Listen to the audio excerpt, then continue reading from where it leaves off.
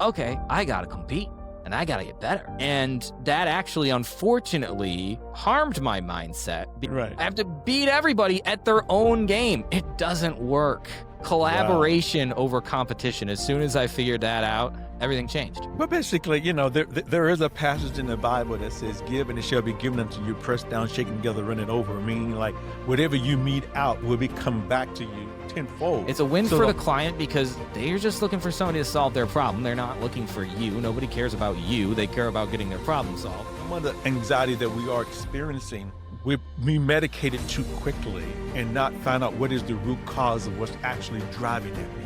I'm anti-programming, meaning that, and people don't even know that they're being programmed over and over and over again. Hi, this is Curtis McCullom with the Curtis McCullom Show, where we actually delve into the mindset of top CEOs and entrepreneurs around the world to share with you what it takes and to be the best version of yourself. Bespoke Human Potential Coaching sponsors this show. We help CEOs and founders and entrepreneurs and high-level individuals kind of eliminate those blind spots that they've been kind of dragging around since childhood. It's interesting. Most people don't even know what they don't know. What they do know is that they are not actually reaching their goals. Something is actually stopping them and preventing them from actually becoming who they want to become. And that's what we do. We help to eliminate that, and we do it fast. I mean, most of the stuff that we can get rid of 10 minutes or less. So if you feel like you're stuck or something is holding you back, don't wait. Schedule a free clarity call with me today using the link below. Let's uncover what's actually standing in your way and get you moving forward. And by the way, if you are enjoying this show, please like and subscribe and leave a review. That helps us support more people, helps us to reach more people who are really ready to transform their lives. Today in studio, I have with me Jon. I think it's Goehring, right? It's Goehring, actually. Goehring, yeah. Thank you. Jon basically is a great individual.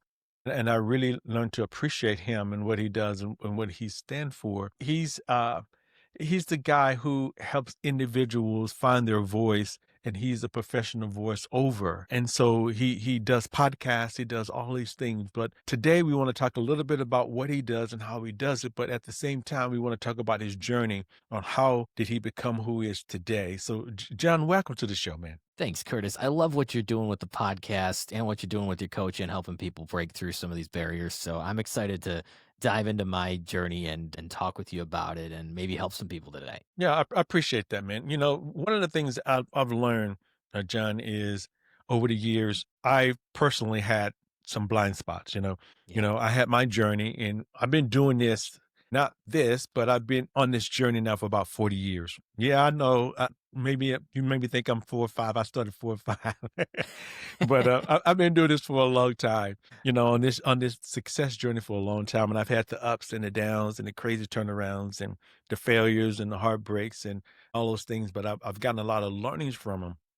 So kind of share with the audience a little bit about your journey and who you are, and kind of how did you become who you are today, man? I've been on this journey for 26 years now because I'm 26 years old, and I truly believe that your journey starts the day you're born, right? Not the day you graduate, not the day you start your first day at your new job. No, like you talk about all the time, Curtis, your journey is informed and inspired by all of those moments growing up, Yes. all of those things from deep in your past. So my journey starts way back then, but I always wanted to get into something in the media. I recognized how powerful the media was, not only in shaping public opinion, but in spreading messages. And I just wanted to spread positive messages to the world because we all know we need a little bit more than that. And Yes. that sounds good. Okay, Jon, positive messages to the world. Yeah, everybody wants to do that, right? But I wanted to do that as a career. And I thought as a pretty strong writer in high school, I thought that's where I wanted to go. But unfortunately, the newspaper industry, the writing industry wasn't the easiest to break into, and Right. they were more cutting than adding. So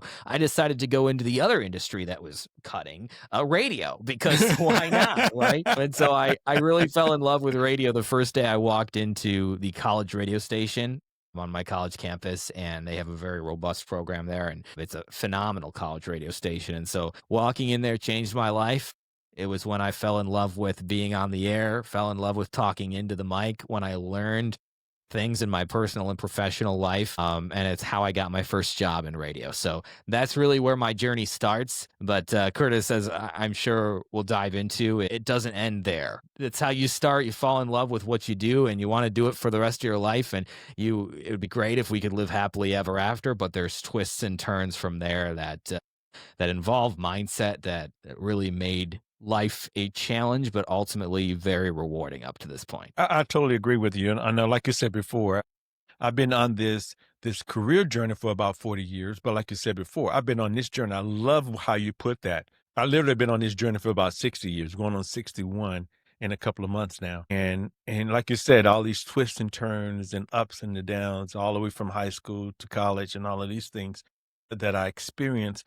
But then obviously, then starting this mindset journey, I started with listening to Tony Robbins, Brian Tracy, all of those greats out there that some of them are still alive today. Jim Rohn was one of my favorite. So, but I always wanted to be a motivational speaker, right? I always wanted to be on stage and a motivational speaker. But once again, life gets in the way, the twists and the turns and the ups and the downs. But then I'm finally here now, and I'm really enjoying my space. So tell me a little bit, Jon.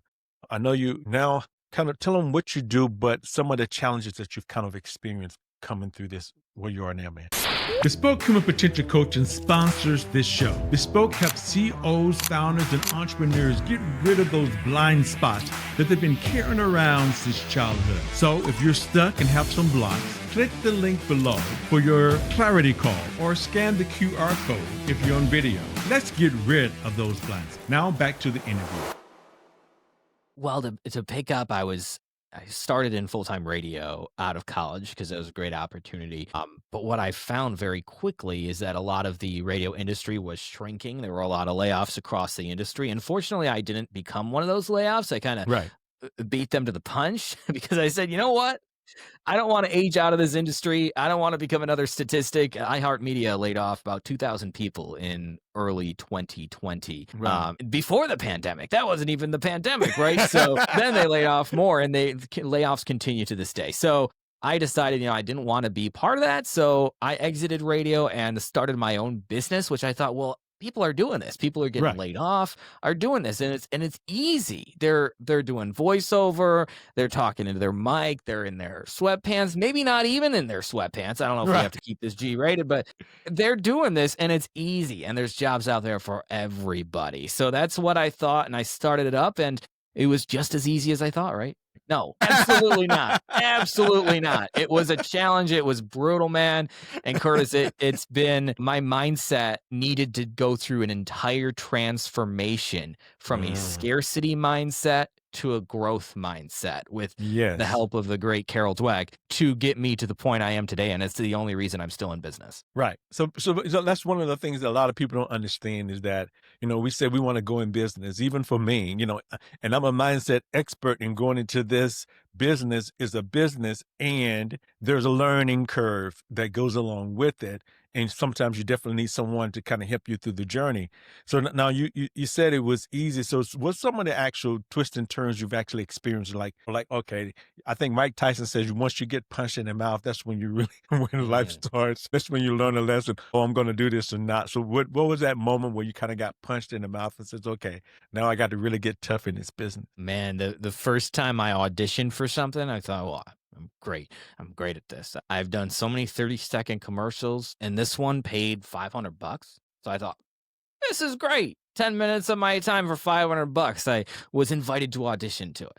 And so I put in my best audition, thought it sounded great, sent it along to the client. The good news is the client came back and said, I like your sound. You sound pretty good. And I was feeling really confident about it.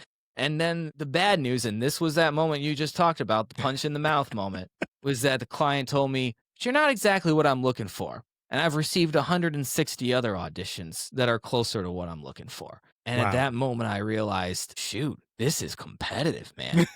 No wonder it's competitive. It's a 30-second spot. It takes 10 minutes of your time. You can make $500. Boy, do the math. That's about $3,000 an hour. Extrapolate that. I mean, I could be making about $1 million a year. You could be if you were the right fit for every single job out there and you were better than the competition of thousands of voiceover people in the world who all want to do this for a living and who all Right. think it's easy.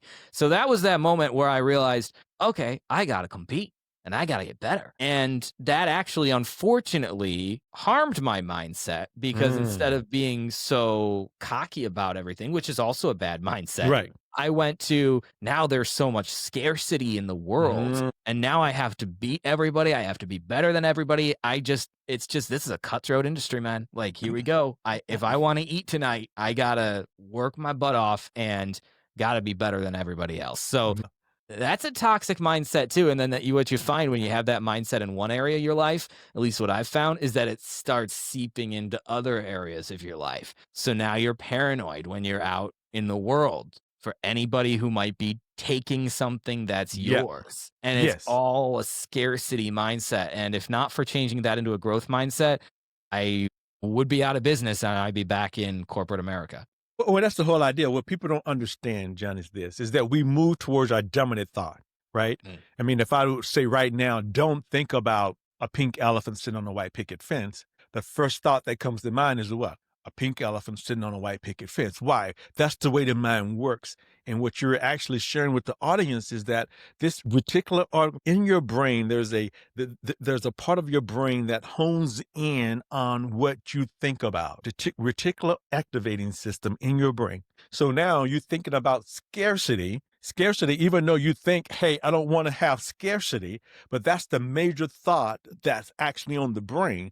But guess what's going to happen? You're going to attract more scarcity to you that you're not even call yourself looking for, but the brain says, hey, that's what you want. I can do that, and I'll go for it in full force. And basically what you're sharing with the audience is that's kind of what it was. It's like, hey, even though I didn't want scarcity, now there's more competition. It's not competition. Think about the energy that's out there right now or a lot of people are experiencing expansion and other ones are shrinking. Why? The difference is our growth mindset versus a scarcity mindset. In the world of coaching, I mean, I tell people I'm a country boy from Mississippi, right? And one of the things we used to say is like everybody and their mama is coaching. I've seen that. Yeah. Everybody and their mama is coaching. Like, okay, so how do Curtis, as a transformational coach, stand out among all of these people? I'm looking for people who are looking for me. That's what I'm looking for. I'm looking for people who understand or really truly want to change their lives. And that's who I'm looking for. Now, how do you now kind of stand out or change that from that scarcity mindset to that growth mindset and start to attract people to you, John? I found my ice cream flavor. I like that. It's as simple as that. It changed my life when I talked to a mentor of mine who I was frustrated. I didn't know if I could do this any longer, putting in audition after audition, trying to get these jobs, whether it be audiobooks, podcast production, things that I do now today and my business is now strong on. But back then it was like, I got to find something. I got to do something. Desperation was coming through in my voice. And then you don't think it's coming through, but it is coming through. Yes. And maybe you're on a sales call for whatever industry you're in.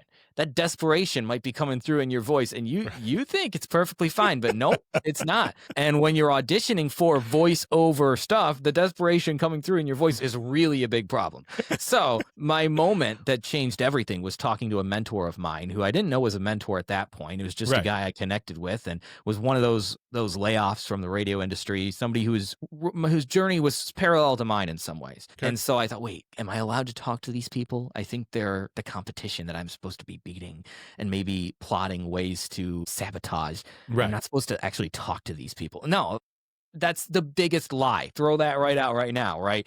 And that's gone. And I'm talking to this guy and still kind of skeptical. And he said, John, in his deep voice, because he's a deep, more gravelly voice, John, you got to find your ice cream flavor. Wow. I'm like, ice cream flavor? What are you talking about? Just what is my love for cookies and cream have anything to do with this? And he said, everybody's an ice cream flavor. I'm a deep, gravelly guy from the South. Somebody who hires me is not going to be the same person who hires you. And I thought to myself, wait, so that means the gloves don't have to come off? We don't have to fight to the death for this business? people who are looking for your voice aren't the same people who are looking for my voice. And then the real light bulb switch went off when I realized, I think we both realized it at the same time, we could work together. Why not? We could actually amplify our potential business development and the difference that we make in the world through our voice by working together, sharing clients. This stuff was unheard of to me before, but that's because I had a scarcity mindset. And as soon as I realized I could find my ice cream flavor, and I did find my ice cream flavor and wasn't trying to be everyone's ice cream flavor at once, I was auditioning for stuff that they said they wanted a 50-year-old woman for. And I was like, well, let me try making my voice high and I think I can do this. 'Cause again, I have to be better than everyone, right? Right. I have to beat everybody at their own game. It doesn't work. Collaboration over competition. As soon as I figured that out, everything changed. Wow. I love it. I love the fact you said, I wrote that down, find your ice cream flavor, meaning and that's kind of what I was sharing with you earlier. Is like, hey, I have to be authentic to Curtis, right? Yes. If I'm authentic to who I am, people are going to be attracted to me because that's what they're looking for. I'm not Tony Robbins. I'm not. I'm better looking at Tony Robbins. And I'm not tall as Tony Robbins, but guess what? But I'm the right size for Curtis. And over the weekend too, it's interesting. You said that over the weekend we were doing some competitive analysis. Me and my wife, she's my president of our company, and basically when we put it in ChatGTP, my comparison between Tony Robbins and Curtis McCullom, the difference is that I offer a bespoke experience. I don't talk to the masses. I don't. So I have to say, Curtis is a bespoke. My name of my company is Bespoke Human Potential Coaching. What does that mean? I customize my approach to you as an individual. When you come into my office, this is my office, guys. When you come into my office, I'm thinking about you. I take the framework that I utilize and customize it to you. That's what makes me different. That's my ice cream flavor. Yeah. Yeah. I love how you said it's different. It's not better. We are obsessed with a hierarchy for some reason in the world. We're like, well, I'm not as good as Tony Robbins. That's vague. I mean, in what way? You might be better at Tony than some things, like your appearance, right? You might not be as good as Tony as something. But I love how you distinguish yourself without ranking yourself. Right. And that's what it's all about. Then you said now collaboration. So you said, okay, now there's strength in collaboration because this guy with the deep gravelly voice, if you go find an opportunity that he can utilize, now you guys are collaborating. Guess what? You make money still. Yeah, exactly. And vice versa. You're able, it feels good to help people too. Wow. You find a way to help somebody who's actually in your industry who I used to think that I was competing with. Maybe, Curtis, you find a coach that you have a referral network of coaches that you refer people. You just say, you know what? I'm going to be honest with you. This you might not be as good of a fit for me as you are for this other person. Let me refer you to them. At first, I was like, whoa, I'm turning down business. And then I realized, no, it's a win-win-win. It's a win for you because you weren't good for that anyway. It's going to hurt your reputation. It's a win for the client because they're just looking for somebody to solve their problem. They're not looking for you. Nobody cares about you. They care about getting their problem solved. And it's a win for that other person who's in your network because now they got business and they might actually repay you sometime in the future. If they don't, whatever, it's not why you do it, but they very well, and I've found they repay you and it comes back to you. Well, basically, there is a passage in the Bible that says, give and it shall be given unto you, pressed down, shaken together, running over, meaning like whatever you mete out will be come back to you tenfold. So the whole idea is that now I don't have to use that principle as a principle of what I do. I do what I do because I love what I do. Yes. Right? I love what I do. I love helping people. So whatever it takes for them to actually have a transformation, that's what I do. At the same time, like you said before, because of the fact of you don't have this scarcity mindset, you have a growth mindset.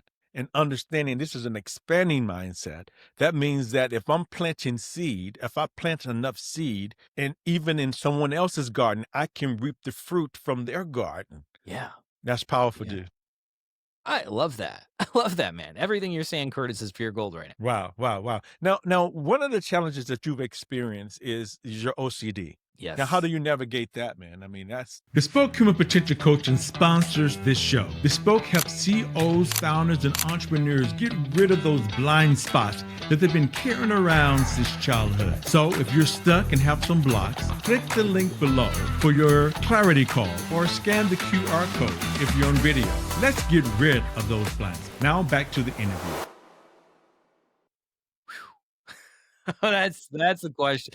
All right. Well, so this is just another obstacle in life, right? And right. really, this didn't impact the business quite as much, but in personal life, I've shared this with people, and I'm open about it. A lot of people are closed off about this. I try to be very open about it because many of us are experiencing something like this. And I've already Right. always had anxiety, right? That's always been like, but like half the world has anxiety. We all have Right. anxiety.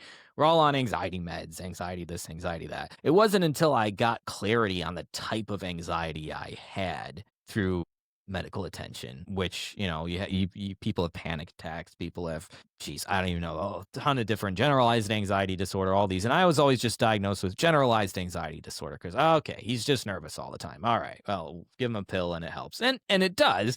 But it's not until I got clarity of what type of anxiety I had, and that was OCD, obsessive compulsive disorder, which a Right. lot of people think of as, well, you can't stop washing your hands because you're too afraid of being dirty. And that's one manifestation of it. But for me, it was holding on to thoughts, negative thoughts that about my future that scared me. And I couldn't let go of them until somehow I could prove them wrong. But as you know, not everything in life, hardly anything actually, can really be proven. So then you're just stuck in a cycle of thinking something over and over again and trying to fit a square peg into a round hole, trying to find some sort of solution or proof to something that can never be proven. And then it drives you up a wall. And long story short, I needed medical attention. I still do. I go to therapy every single week. I think that's one of the most powerful changes that I've made in life. I do take medication for it too, but that's one challenge that, yeah, it slowed down my personal and professional growth big time. And it's something that so many of us face. I think a lot of us go undiagnosed with it. Wow, that's powerful. This is what I want to interject. And this is where, for a lot of people out there listening, this is kind of the thing that I actually do. I'm not a therapist. I am a coach, right? But I do master in a science called mental and emotional release. And in mental and emotional release is that I do believe in medication when medication has to be taken.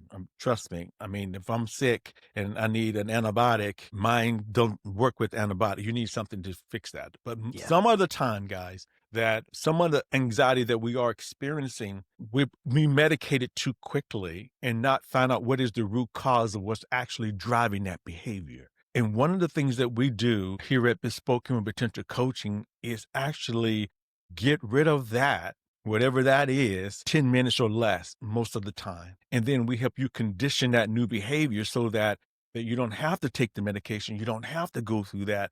And you can actually figure out what is it what is the trigger that drives that behavior so that I can change it quickly and easily and without more mindset versus medication. People do need medication, and I do applaud you for doing what you're doing. But I want to let people know out there too is that there are alternatives out there that my clients come to me because of the fact that that could be a blind spot, right? We talked about blind spots at the beginning of the Yes. show. That could be a blind spot that's actually preventing them from actually becoming the best version of themselves. So what if we could take a look at it and clear it up in 10 minutes or less? And then obviously I'm making it sound simple, and it is. We can get rid of the negative emotion in about 10 minutes or less. But the legit mindset is all about, number one, let's get rid of the baggage. Number two, let's set some clear objectives. Number three, let's take some massive action. And number four, we need to condition a new behavior. So it's a whole process. But I'm telling you, I mean, like I said, I applaud you for doing what you're doing and continuing to do what you do. And if it's working, it's working. But those out there that's you can't really figure it out and you want to have an alternative, give me a call and we can take it out, help you to kind of go through that. But man, I'm telling you, that's marvelous. I know because you struggle with that pretty well. I mean, I know we talked a little bit about offline a little bit, right? Yeah, it was a real challenge. And just to make it real and tangible, if you Okay. wanted to, dive into what was real and tangible about me. And this is a personal struggle that I faced, but I'm willing to share it because I think this can be powerful to some people. The concept of suicide, let's just take that, okay? Because Right. this is something that it grabbed onto for me. The thing with OCD is that it grabs onto whatever is most important in your life, Mm. and you become anxious about that.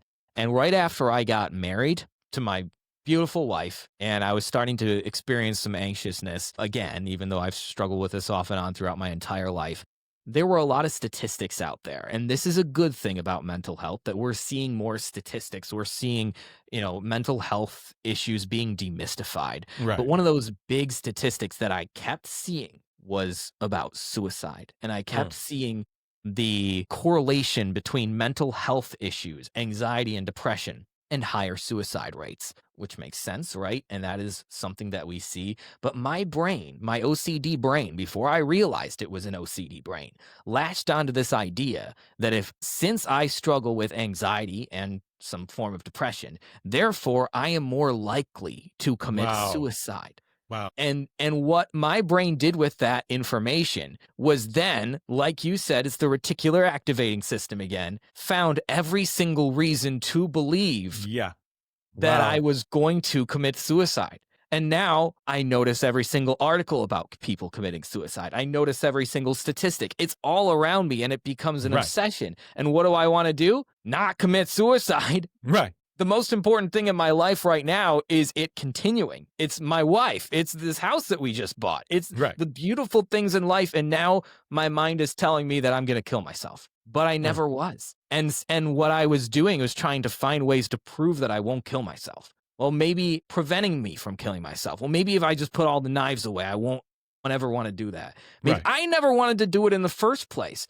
And what I had to understand is that this was not suicidal thoughts. I went to Right. the doctor. They would ask, well, are you having suicidal thoughts? I think I am. You know what? I keep thinking about suicide. That must be suicidal thoughts, right? Right. And they're like, yeah, you're right. Well, your medication can cause this, so maybe we got to change you to a different medication. Okay. Oh, they're still there. Well, this one can cause it too. Let's change you to No. another one. Wow. But it was only when I realized that this is obsessive compulsive disorder. This is not wanting to commit suicide so much that you're trying to prove yourself to yourself that you won't do it, right? But the more you try to prove yourself that you won't do it, you simply can't do it. Can you tell me, Curtis, with 100% certainty that I won't kill myself sometime in the future? I cannot say that. Exactly. And that's what I was looking for. I wanted but this is the thing is that, and that's the thing about it, is that's the way our brain works, man. I Yeah. mean, obviously that's on a far end. And obviously if you are having suicidal ideations, that's different, guys. Yes. I mean, you need to get help, making That's sure that different. you're definitely help. But what he's basically saying, but what happens is, and this is the tricky thing, guys, and I want to say this, is that we have to be very careful about what we listen to and how we listen to it, and the medications and things that they actually been producing on these commercials, because of the fact that it becomes a part of your new belief. So they have all of these. If you think about it, why does the drug companies spend billions to advertise a medication you cannot even go out and buy? You have to ask someone else, a doctor who knows better about a medication, but they spend, and then they have all these people on the television dancing and singing and moving it around, and basically that gives you a feeling. That's what you have to understand, how the brain works. Basically, the way the brain works is like, hey, I have an internal representation, something comes in, I get a feeling or state, so they put you in a great state, then your physiology change, and then they pop you with, take medication. And so what I'm saying is, for me, I mean, this is what I do in my house. You can do what you're doing to do, take it, leave it, throw it in the trash. This is what I do. Every time a medication commercial comes on, I mute the television. I mute it. Why? Because I don't need that. Yeah. I'm thankful and blessed that I don't take any medications, not one. Yeah. And I want to stay that way. And you're not anti-medication. It No, doesn't I'm sound- not. I'm not. I want to be the word. I'm not anti-medication, but I am anti-negative programming. Right. That's And different. and getting a medication because you need it in response to something is different than being fed something that says, hey, maybe you need it. It's what we call in advertising, it's what we call needs creation or demand creation. It's, I need this now. And it's like, no, you didn't. Were you going to think about it if you never saw this? Right. And so that's different. That's different. Oh, Yeah. I'm pro medication, meaning like if you're sick and when I have an infection, I might be a mindset expert, but I need some antibiotics, Yes. right? Yes. And I got sense enough to go down and get some antibiotics. When I cut my finger a couple of years ago, even though I might be a mindset expert, I needed stitches. So yes, I'm not anti-medication. I'm anti-programming, meaning that, and people don't even know that they're being programmed over and over and over again, meaning like, and that creates that thought of, is it for me or not? Then you start to question yourself, and then you start to question. I mean, I think Jim Rohn says we start to believe our doubts and doubt our beliefs. Oh, yeah. Yeah. Oh, that's powerful. And then that programming happens in our own minds too. Yeah. And then you're just repeating that and digging that trench, even that neural pathway, whatever it is, you would know better than me, but you're digging that even deeper. And now I'm convinced that I'm going to kill myself. There's no evidence to believe. Again, like you said, if you really are, if that sounds good to you, if ending your life sounds like a good thing, that's different. Ending my life never sounded like a good idea, but I was still convinced that I might want to do it. And I was so scared that I was going to do it that I couldn't even move on in life, because then you're afraid of every single little thing, every single knife, every single time you get in the car. What if I want to drive up? What if? But even though you can't ever have total certainty, that none of us can ever have certainty that we're not going to do that. None of us can ever have certainty about anything in life, but living with that like tiny minuscule chance and being okay with that was what I wasn't doing. And that's what obsessive compulsive disorder is. It's obsessing over that. Now, thankfully for me, I found the solution, even though it's not a one size fits all solution. It's an ongoing process, but I found that solution in therapy and with the help of medication, which works for me and doesn't work for everybody and shouldn't be the first line of defense. Right. But so those types of things have helped me in the middle of this struggle. But yeah, Curtis, man, it's wild how you have professional struggles, you have personal struggles. Sometimes they overlap too. Our journey in life, it's not smooth by any means. It's not. Like you said before, things start to bleed from your business life to your personal life, and they kind of continue to ripple effect out. Now, share with the audience a little bit, how can they get in touch with you? Because they hear your voice, man, and they see the quality of what you do, man. Just kind of share with them how for them to get in touch with you. Well, thank you. I do two of the main things that I do, not only voiceover, I've expanded out because it's really important in this world of content creation to keep up and to be putting stuff out there for your brand all the time. So one thing I do is podcast production for people who are starting podcasts and think that might be a great way to amplify their brand. I produce podcasts for them and content from those podcasts, because there's so many ways to repurpose that, as you know, Curtis. Yeah. Also, audiobooks for authors. Those are two of the main things that I do besides a voiceover. But you could contact me on LinkedIn. That's really the best social media, the best way to get in touch with me, because I just believe that's a great platform. And then also my email address is Jon, Jon, at jonathangoehring.com, which is Goehring. jonathangoehring.com is where you can see all samples of my work and everything like that. But yeah, again, Jon at jonathangoehring.com or up on LinkedIn is the best way to get in touch. Happy to discuss anything to help you for your brand, or if that conversation about mental health resonated with you too, and you just want someone to vibe with, to bounce ideas off of. I am no expert and I am no coach like Curtis is. Call him for official coaching, but I'm just an open book. So I'm happy to talk about that too. I appreciate that, man. I appreciate that, Jen. Is there any last thing you'd like to leave with the audience, man? It's just like to leave you with the power of continuously educating yourself, listening to podcasts like this. I also love a podcast, The Ed Milet Show. That's another big one that I love. But keep listening to Curtis McCullom Show and everything that Curtis is doing. It's great stuff. I've had the chance to talk with him and work with him a bit on mindset, and he's the real deal. So keep doing that, and honestly, just keep navigating your own path, and I know it'll turn into something beautiful for you too. Jon, man, I'd like to appreciate you for coming out today, man, and sharing your time and energy with all of us, and also like to thank the listeners for kind of staying with us. A great conversation, Jon. I mean, you were real, you were raw, and I appreciate that, man. You like your open book and shared with things that most people dare not to share, contact Jon. I mean, Jon is a great guy. He's one of those guys, he's really a good guy. I mean, there's a lot of people out there and not like good people, but Jon is one of those guys is a good guy. I mean, he knows what he does. He does what he do really, really well. And you can hear the voice and what he does. And I really appreciate him coming on today. Guys, I also like to just remind you to remember that true success comes when you embrace what I call a legit mindset. That's keep learning, growing, and transforming every day. And if this episode's resonated with you and you're ready for a breakthrough, these blind spots have been holding you back. You have anxiety that you want to get rid of, but you just don't know how. Maybe might be an alternative way to take a look at it. Maybe not. Maybe you need to take Jon's way. It doesn't matter.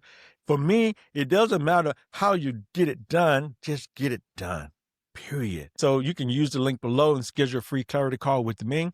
And let's unlock your full potential together. I'm Curtis McCullom. Make it a great day. And don't forget to like, subscribe, and share the show.